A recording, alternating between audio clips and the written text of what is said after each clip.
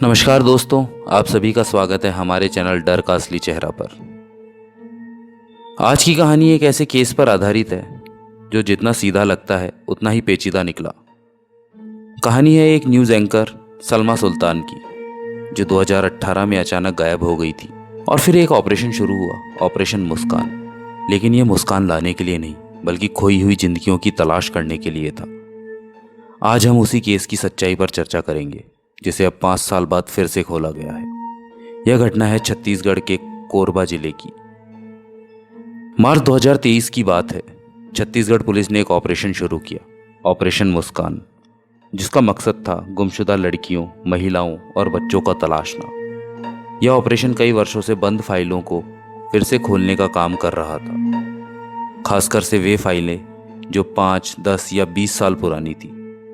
हर जिले के थाने को आदेश दिया गया था कि पुराने मामलों की जांच करें, और इसी दौरान कोरबा जिले के कुसमुंडा पुलिस स्टेशन में एक फाइल दोबारा खोली गई। यह फाइल एक 24 से 25 साल की उम्र की न्यूज़ एंकर सलमा सुल्तान की थी, जो अचानक अक्टूबर 2018 में गायब हो गई थी। सलमा सुल्तान एक महत्वाकांक्षी लड़की थी, जो कोरबा में एक स्थानीय केबल चैनल पर एंकरिंग किया करती थी।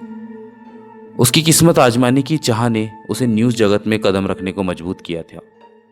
उसकी ज़िंदगी सामान्य चल रही थी, जब तक कि 21 अक्टूबर 2018 की रात वो गायब नहीं हो गई। शुरुआत में सलमा की गुमशुदगी पर उसके परिवार ने ज़्यादा ध्यान नहीं दिया। वो अक्सर काम के सिलसिले में बाहर जाया करती थी। लेकिन नवंबर आ गया, और फिर दिसंबर, और फिर जनवरी। 3 महीने बीत गए और सलमा का कोई पता नहीं था। 20 जनवरी 2019 को उसके पिता का देहांत होता है। परिवार को उम्मीद थी कि सलमा अपने पिता की मौत की खबर सुनकर तो घर जरूर लौटेगी, पर ऐसा नहीं हुआ। उस वक्त सभी को शक हुआ कि कुछ बड़ा गड़बड़ है। कोई बेटी अपने पिता की मौत के वक्त भी घर न आए, ये नामुमकिन सा लगता है।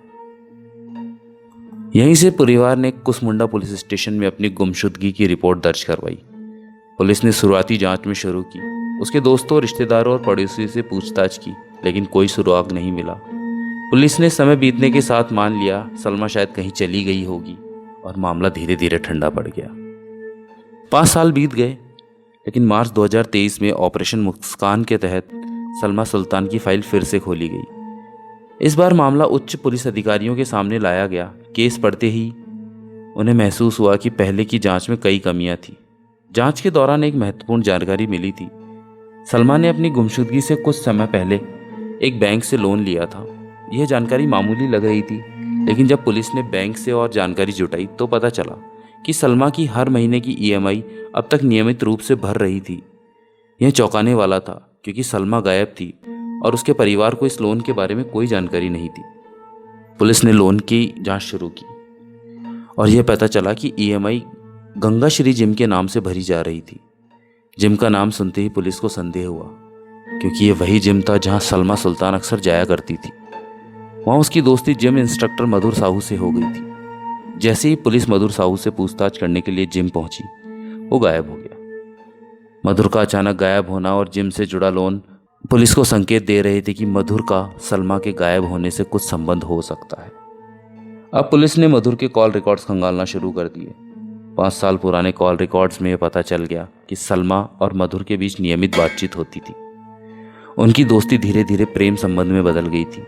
सलमा मधुर से शादी करना चाहती थी, लेकिन मधुर इस बात को बार बार टालता रहा। इस बीच सलमा को पता चला कि मधुर का अन्य लड़कियों से भी संबंध है। यह बात जानकर सलमा बेहद नाराज हो गई।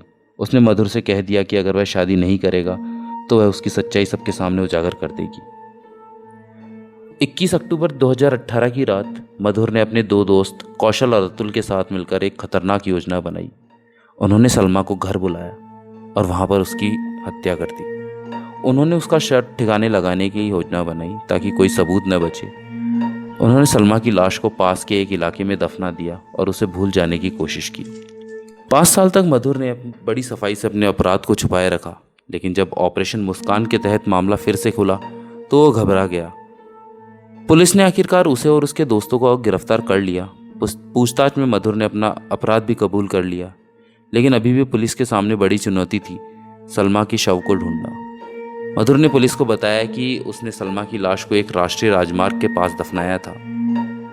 अब पुलिस कोर्ट से अनुमति ले रही है कि उस क्षेत्र की खुदाई की जा सके, लेकिन इसमें समय लगेगा और कोई गारंटी नहीं कि लाश वहाँ मिलेगी या नहीं।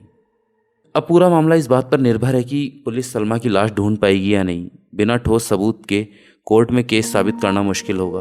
पुलिस के पास केवल मधुर के कबूलनामे पर आधारित सर्कमस्टांशियल एविडेंसेस हैं जो कोर्ट में वो कमज़ोर पड़ सकते हैं। तो अब सवाल ये है कि क्या पुलिस को सलमा की लाश मिलेगी? क्या मधुर और उसके साथी अपनी सज़ा से बच निकलेंगे? ये सब कोर्ट के फैसले और आने वाले दिनों में खुदाई के नतीजों पर निर्भर करेगा। अभी के लिए ये मामला एक अंधेरे रहस्य की तरह है जिसमें बहुत सारे सवाल बाकी हैं। तो दोस्तों, आज की कहानी यहीं ख़त्म होती है। सलमा सुल्तान की गुमशुदगी और हत्या की सच्चाई अब कोर्ट और पुलिस के हाथों में है। देखते हैं कि आने वाले दिनों में क्या होता है। अगर आपको ये कहानी पसंद आई हो तो चैनल को लाइक और सब्सक्राइब ज़रूर करें, और हम मिलेंगे एक ऐसी सस्पेंसफुल कहानी के साथ। तब तक के लिए अपना ख्याल रखें और जुड़े रहें। धन्यवाद।